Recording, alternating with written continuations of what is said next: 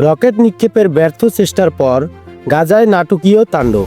কাগজে কলমে যুদ্ধবিরতি চললেও গাজায় থেমে নেই ইসরায়েলি বর্বরতা।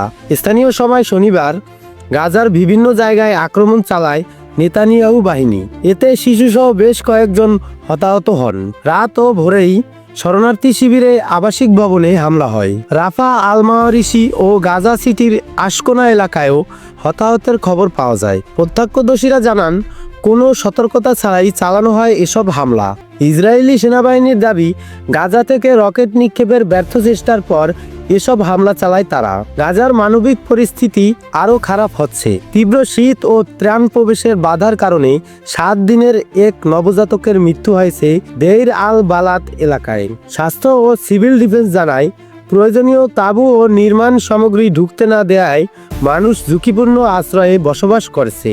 জাতিসংঘের হিসেবে গাজায় প্রায় 90% ভবন ক্ষতিগ্রস্ত বা ধ্বংস হয়েছে। যুদ্ধ শুরুর পর থেকেই এখন পর্যন্ত 71,000-এর বেশি ফিলিস্তিনি নিহত এবং 1,71,000-এর বেশি আহত হয়েছেন।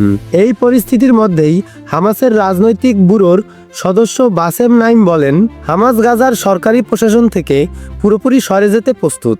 তিনি বলেন, জাতিসংঘ নিরাপত্তা পরিষদে অনুমোদনের পর যুদ্ধবিরতি একটি আন্তর্জাতিক পরিকল্পনায় পরিণত হয়েছে, কিন্তু ইসরায়েলি প্রধানমন্ত্রী নেতানিয়াহু প্রতিশ্রুতি ভঙ্গ করেছেন বলে অভিযোগ করেন তিনি। নাইমের দাবি, যুদ্ধবিরতি ঘোষণার পর থেকে ইসরায়েলি হামলায় শতাধিক হতাহত হয়েছে, যা যুক্তরাষ্ট্রের সম্মতি ছাড়া সম্ভব নয়।